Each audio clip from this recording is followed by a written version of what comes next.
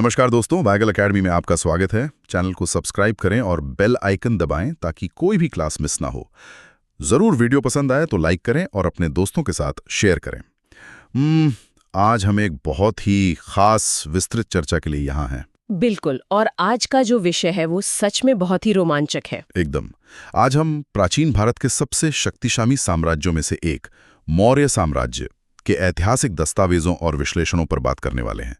मतलब अक्सर जब हम इतिहास की बात करते हैं तो दिमाग में सिर्फ राजाओं के नाम और उनके युद्धों की एक सूठी टाइमलाइन आती है ना। हाँ, स्कूल की किताबों वाली वो बोरिंग फीलिंग। बिल्कुल वही।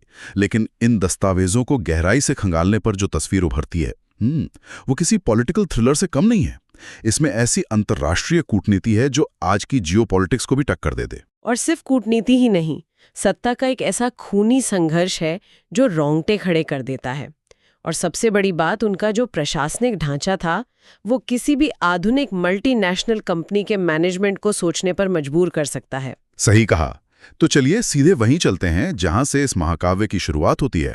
बात है 323 ईसा पूर्व की, जब चंद्रगुप्त मौर्य ने इस साम्राज्य की नींव रखी थी। हाँ, चाणक्य की मदद से। हाँ, चाणक्य की कूटनीति और चंद्रगुप्त के पराक्रम ने नंद वंश के धनानंद को कैसे उखाड़ फेंका, ये कहानी तो बहुत मशहूर है। लेकिन जो चीज मुझे इन दस्तावेजों में सबसे ज्यादा हैरान कर गई वो है चंद्रगुप्त की अंतर्राष्ट्रीय रणनीतियां। आप उस सेल्यूकस निकेटर वाले मामले की बात कर रहे हैं ना? एकदम सही। जब यूनानी शासक सेल्यूकस निकेटर ने आक्रमण किया और हार गया, उसके बाद जो संधि हुई वो किसी आज के दौर की मेगा ट्रेड डील जैसी लगती है। देखिए, ये कोई साधारण संधि नहीं थी। सेल्यूकस निकेटर सिकंदर का सेनापति था और एक बहुत बड़े साम्राज्य का स्वामी था। अगर हम इस डील की बारीकियों को समझें तो ये उस समय के शक्ति संतुलन का एक मास्टर क्लास है। बिल्कुल। और इस डील में देखिए होता क्या है। सेल्यूकस अपनी बेटी कॉर्नेलिया, जिसे हेलेना भी कहा जाता है, उसकी शादी चंद्रगुप्त मौर्य से करवाता है।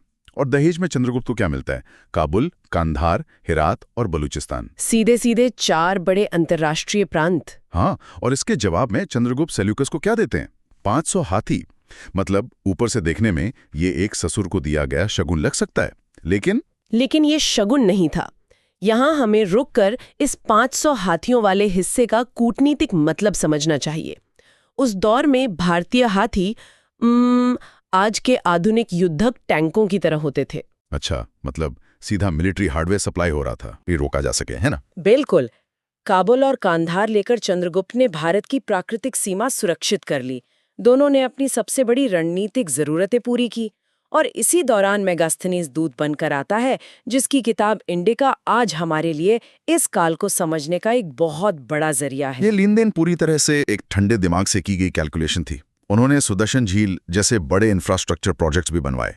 लेकिन चंद्रगुप्त के जीवन का यही विरोधाभास, मतलब ये चीज मुझे बहुत सोचने पर मजबूर करती है। आप उनके अंतिम समय की बात कर रहे हैं? हाँ, एक तरफ ये इंसान इतना बड़ा साम्राज्य खड़ा कर रहा है, कूटनीति के चरम पर है, और दूसरी तरफ जीवन के अंतिम पड़ाव में वो सब कुछ छोड़ देता है। वो भद्रबाहु से जैन धर्म की दीक्षा लेते हैं, श्रवण बेलगोला चले जाते हैं और संलेखना विधि अपना लेते हैं। हाँ, मतलब उपवास के द्वारा अपने शरीर का त्याग कर देना। जिस इंसान ने आधी दुनिया को अपनी मुट्ठी में कर लिया, वो अंत में अन्न का एक दाना तक छोड़ देता है। ये कितनी अजीब बात है। अजीब है, लेकिन भारतीय इतिहास में सत्ता और वैराग्य का ये द्वंद्व बहुत गहरा है। जो व्यक्ति एक एक इंच जमीन के लिए इतनी बड़ी रणनीतियां बनाता है, उसका अपनी इच्छा से भूख प्यास सहकर प्राण त्यागना, ये दिखाता है कि राजा सिर्फ एक राजनीतिक इकाई नहीं था, बल्कि उसकी एक आध्यात्मिक यात्रा भी थी। बिल्कुल। राजधर्म और संन्यास का ये संतुलन मौर्य साम्राज्य की नींव में एक अनोखा दार्शनिक पुट डालता है। लेकिन विडंबना तो देखिए, एक राजा का इतना शांतिपूर्ण अंत होता है और उसके ठीक बाद जो साम्राज्य उनके बेटे बिंदुसार के हाथों में आता है, वहां शांति नाम की कोई चीज ही नहीं बचती। हम अचानक से एक खूनी दौर में प्रवेश कर जाते हैं। हाँ, बिंदुसार का शासनकाल 298 से 272 ईसा पूर्व तक। ये वह दौर था जब साम्राज्य का विस्तार तो हो चुका था, लेकिन उसे हर कीमत पर बांध कर रखना था। इन दस्तावेजों में बिंदुसार को लेकर जो बातें हैं वो कमाल की हैं। यूनानी साहित्य में उन्हें अमित्र चेट्स कहा गया है, जिसका मतलब होता है शत्रुओं का नाश करने वाला। हाँ, और नाम सुन के लगता है कि ये कोई बहुत ही खूंखार योद्धा होगा। लेकिन वही बिंदुसार सीरिया के राजा एंटियोकस को चिट्ठी लिखता है और क्या मांगता है? थोड़ी सी मीठी मदिरा, कुछ सूखे अंजीर और एक यूनानी दार्शनिक। ये काफी दिलचस्प है। मतलब एक तरफ आप शत्रुओं के नाशक हैं और दूसरी तरफ आप विदेशी राजाओं से शराब और फिलोसोफर मांग रहे हैं। देखिए, मैं इसे विरोधाभास नहीं मानूंगी। ये दरअसल उस जमाने की सॉफ्ट पावर का बेहतरीन उदाहरण है। कोई कमजोर राजा विदेशी ताकतों से इस तरह पत्राचार नहीं कर सकता। अच्छा, तो ये बराबरी का मामला था। बिल्कुल। सीरिया के राजा से मदिरा और दार्शनिक मांगना ये दर्शाता है कि मौर्य दरबार और पश्चिमी दुनिया के बीच कितने सहज सांस्कृतिक संबंध थे। दार्शनिक मांगने का मतलब है कि वे सिर्फ जमीनें नहीं जीत रहे थे, वे विचारों और ज्ञान का भी आदान प्रदान कर रहे थे। यह तो हुई बाहरी दुनिया की बात, लेकिन बिंदुसार के अपने महल के अंदर जो चल रहा था वो किसी भी तरह से सॉफ्ट पावर नहीं था। रिसर्च में उत्तराधिकार को लेकर जो आंकड़े दिए गए हैं वो सच में डराने वाले हैं। आप 101 संतानों वाली बात पर आ रहे हैं। हाँ, बिंदुसार की 101 संतानें थीं, 100 भाई और एक बहन। जब बिंदुसार की मृत्यु हुई उसके बाद जो गद्दी के लिए संघर्ष हुआ वो खौफनाक था। अशोक जो अवंती का प्रशासन देख रहे थे, उन्होंने गद्दी पाने के लिए अपने 99 भाइयों की हत्या कर दी। ये सर्वाइवल ऑफ द फिटेस्ट की सबसे क्रूर मिसाल है। मतलब एक साम्राज्य इतने बड़े गृह युद्ध को कैसे बर्दाश्त कर सकता है? 99 भाइयों को मारना। आज की नज़र से ये एक बर्बर हत्याकांड लगता है, लेकिन प्राचीन साम्राज्यों की राजनीति के नज़रिए से देखें तो ये एक सिस्टम का हिस्सा था। मौर्य काल में सबसे बड़ा बेटा ही राजा बनेगा ऐसा कड़ा नियम नहीं था। मतलब ये एक तरह का बैटल रॉयल था, जहां जो बचेगा वही राज करेगा। एकदम सही। इतने विशाल और विविध साम्राज्य को कोई कमजोर या दयालु राजा नहीं संभाल सकता था। राजशाही का ये खूनी संघर्ष एक अग्नि परीक्षा थी। इन 100 भाइयों में जो सबसे ज्यादा चालाक और निर्मम होगा वही इस गद्दी के लायक माना जाएगा। तो क्रूरता कोई ऐब नहीं था? नहीं, उस दौर की राजनीति में क्रूरता को शासन करने की एक बुनियादी योग्यता माना जाता था। अशोक का अपने भाइयों को मारना ये साबित करता था कि वो सत्ता पर नियंत्रण रखने के लिए किसी भी हद तक जा सकते हैं। और यही बात कहानी के अगले हिस्से को इतना अविश्वसनीय बनाती है। जो इंसान खून से नहाकर गद्दी पर बैठता है, कोई भी सोचेगा कि वो एक खूंखार तानाशाह बनेगा। 269 ईसा पूर्व में अशोक का राज्याभिषेक हुआ और फिर 261 ईसा पूर्व में कलिंग का भयंकर युद्ध हुआ। उस समय कलिंग का राजा नंदराज था और उस युद्ध में जो रक्तपात हुआ उसने सच में सब कुछ बदल दिया। कलिंग युद्ध सिर्फ मौर्य साम्राज्य का नहीं, विश्व इतिहास का एक बहुत बड़ा टर्निंग पॉइंट है। एकदम 180 डिग्री का टर्न। कलिंग युद्ध के बाद अशोक भेरी घोष यानी युद्ध की नीति को पूरी तरह से त्याग देते हैं और धम्म घोष अपना लेते हैं। उपगुप्त से प्रभावित होकर बौद्ध धर्म अपना लेते हैं। बिल्कुल, ये उनकी नीतियों में एक बहुत बड़ा बदलाव था। लेकिन जब मैं अशोक के अभिलेखों के नेटवर्क को देखता हूं तो मेरे मन में एक शक पैदा होता है। पूरे साम्राज्य में उन्होंने 14 बड़े शिलालेख, 7 स्तंभलेख लगवाए, वो भी 4 अलग-अलग लिपियों में, ब्राह्मी, खरोष्टी, ग्रीक और अरमाइक। हाँ, ये एक बहुत बड़ा नेटवर्क था। मुझे तो ये पूरा का पूरा सिस्टम किसी विशाल पीआर कैंपेन या बड़े-बड़े बिलबोर्ड जैसा लगता है। क्या कलिंग के नरसंहार के बाद अपनी इमेज को साफ करने के लिए अशोक ने पूरे देश में ये पीआर कैंपेन चलाया था? ये आज के चश्मे से देखने पर पीआर कैंपेन लग सकता है, लेकिन हमें इसे उस समय की प्रशासनिक मजबूरी के नजरिए से देखना होगा। मैं इसे सिर्फ पीआर नहीं मानती, ये सत्ता को बनाए रखने का एक बहुत ही गहरा आइडियोलॉजिकल टूल था। आप ऐसा क्यों कहती हैं?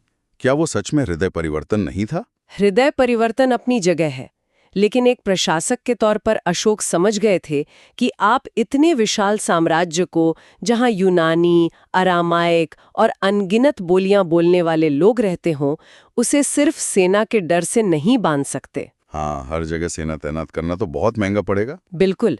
इसलिए आपको एक ऐसी विचारधारा चाहिए जो लोगों के दिमाग पर शासन करे। धम्म कोई धर्म नहीं था, वो एक आचार संहिता थी। जब अशोक अपने अभिलेखों में कहते हैं सभी मेरे बच्चे हैं, तो वो सिर्फ दया नहीं दिखा रहे हैं। तो वो क्या कर रहे थे? वो राज्य और जनता के बीच के सोशल कॉन्ट्रैक्ट को बदल रहे थे।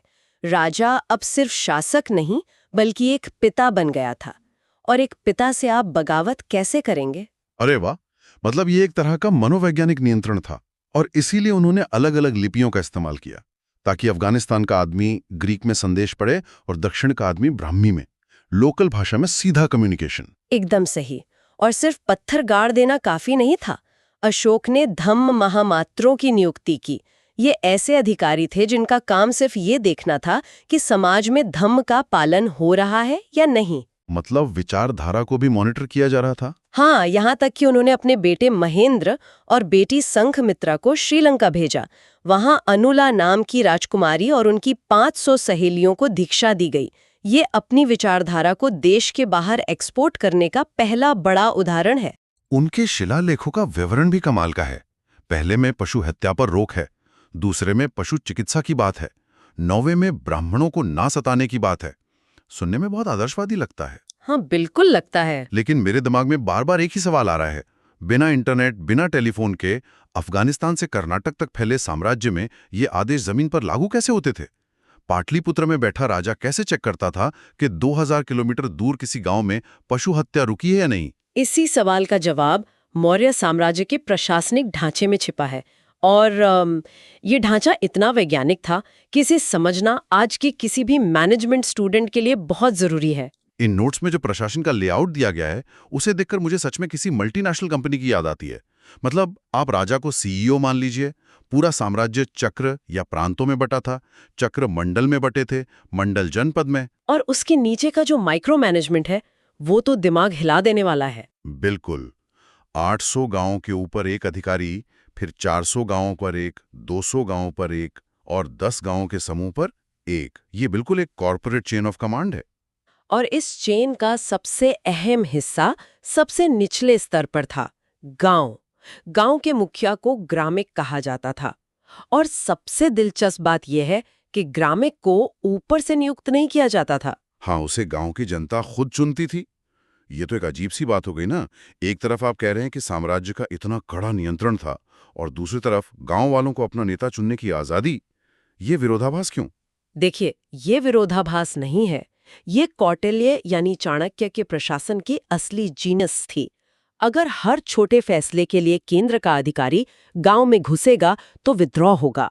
लोग परेशान हो जाएंगे। बिल्कुल।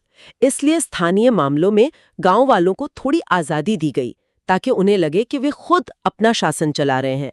लेकिन असली नियंत्रण अर्थशास्त्र के सप्तांग सिद्धांत के तहत ऊपर से हो रहा था।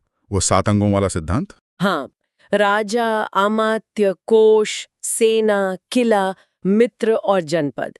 ये सिर्फ कोई थ्योरी नहीं थी, ये एक सफल राज्य चलाने का प्रैक्टिकल मैनुअल था। और इस मैनुअल को जमीन पे उतारने के लिए जो उनका केंद्रीय प्रशासन था, वो तो किसी बहुत बड़ी ब्यूरोक्रेसी से कम नहीं था। दस्तावेजों के अनुसार राजा की सहायता के लिए 18 तीर्थ होते थे, जिन्हें आज हम कैबिनेट मंत्री या सी स्वीट एग्जीक्यूटिव्स कह सकते हैं। बिल्कुल। इनमें प्रधानमंत्री, समाहर्ता जो टैक्स वसूलता था, सन्निधाता जो खजाने का प्रमुख था, ये सब शामिल थे। लेकिन मेरी आंखें तो तब फटी रह गई जब मैंने उनके 26 अध्यक्षों या मजिस्ट्रेट्स की लिस्ट देखी। वो 26 अध्यक्षों वाली व्यवस्था दरअसल ये बताती है कि राज्य की पकड़ आम आदमी की जिंदगी के कितने अंदर तक थी। जरा इन अधिकारियों के काम तो देखिए। पौथवा अध्यक्ष जो पूरे देश में माप तौल को कंट्रोल करता था, सुराध्यक्ष जो शराब के ठेकों का नियंत्रक था, सूना अध्यक्ष जो बुचड़खानों पर नजर रखता था। कोई भी आर्थिक गतिविधि राज्य की नजरों से छुप नहीं सकती थी। और सबसे ज्यादा चौंकाने वाला मुद्रा अध्यक्ष, ये अधिकारी राज्य में आने जाने वाले लोगों के पासपोर्ट जारी करता था। मतलब हजारों साल पहले मौर्य साम्राज्य में वीजा और पासपोर्ट जैसी व्यवस्था चल रही थी। जी बिल्कुल। जब राज्य की अर्थव्यवस्था इतनी बड़ी हो तो जासूसों और व्यापारियों के आने जाने पर नजर रखना जरूरी हो जाता है। आप देखिए कि गणिकाओं यानी वेश्याओं तक के लिए एक प्रमुख गणिकाध्यक्ष था। उन्हें भी सिस्टम का हिस्सा बनाया गया था। हाँ, राजकीय सेवा और गुप्तचरी के सिस्टम का हर चीज का राष्ट्रीयकरण किया गया था। इकोनॉमी पूरी तरह से सेंट्रलाइज्ड और रेगुलेटेड थी। और इस पूरी मशीन को चलाने के लिए जो सबसे अहम चीज चाहिए थी वो था पैसा। टैक्स का जो जाल बिछाया गया था वो भी किसी आधुनिक इनकम टैक्स डिपार्टमेंट से कम नहीं था। बिल्कुल। सीता भूमि से लेकर भाग कर तक। हाँ, जो जमीन राजा की थी उससे होने वाली कमाई को सीता भूमि कहते थे। प्रांतों से जो टैक्स आता था उसे भाग कर। इसके अलावा import tax, income tax, export tax, मतलब उन्होंने पैसा आने का कोई रास्ता नहीं छोड़ा। क्योंकि वो जरूरी था। एक इतनी विशाल स्थायी सेना को वेतन देना, लाखों अधिकारियों का खर्च उठाना, ये सब एक भरे हुए खजाने के बिना संभव नहीं था। तो अगर हम इस पूरी चर्चा को एक साथ जोड़ें तो ये साफ हो जाता है कि मौर्य साम्राज्य सिर्फ जमीन का एक टुकड़ा नहीं था।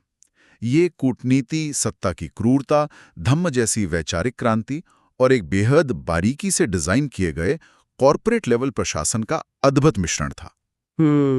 और ये हमें सिखाता है कि आज हम जिस पासपोर्ट सिस्टम, टैक्स व्यवस्था और मास कम्युनिकेशन को आधुनिक मानते हैं, उसका एक बहुत ही सॉलिड वर्किंग मॉडल हजारों साल पहले हमारे भारत में चल रहा था। सच में उनका सिस्टम आर्किटेक्चर आज से किसी मायने में कम नहीं था। ये एक शानदार नजरिया है। लेकिन आज के इस गहरे अध्ययन को खत्म करने से पहले मैं आप सभी दोस्तों के लिए एक चौंकाने वाला विचार छोड़कर जाना चाहता हूँ। हाँ, वो सबसे बड़ा सवाल। बिल्कुल। हमने इस पूरे समय एक परफेक्ट सिस्टम की बात की। 18 मंत्री, 26 मजिस्ट्रेट, गांव-गांव तक प्रशासन, पासपोर्ट अधिकारी और ऊपर से अशोक की धम्म नीति। तो फिर इतना महान साम्राज्य गिरा कैसे? ये सोचने वाली बात है। दस्तावेज बताते हैं कि 185 ईसा पूर्व में मौर्य साम्राज्य के अंतिम शासक बृहद्रथ की हत्या किसी विदेशी ने नहीं की थी। उन्हें खुद उनकी ही सेनापति पुष्यमित्र शुंग ने मार दिया था। अंदरूनी बगावत। बिल्कुल। तो सवाल ये है कि दुनिया का सबसे बेहतरीन सिस्टम भी अपने ही लोगों की महत्वाकांक्षा के सामने कैसे घुटने टेक देता है? क्या एक परफेक्ट मशीन भी इंसान की फितरत के सामने बेबस हो जाती है? इस पर विचार जरूर कीजिएगा। दोस्तों, वैगल एकेडमी के साथ जुड़ने के लिए धन्यवाद। आशा है आपको ये विश्लेषण पसंद आया होगा। चैनल को सब्सक्राइब करें और बेल आइकन दबाएं ताकि कोई भी क्लास मिस ना हो। Thums up. वीडियो पसंद आए तो लाइक करें और अपने दोस्तों के साथ शेयर करें। अगली बार एक नए गहरे अध्ययन के साथ मिलेंगे।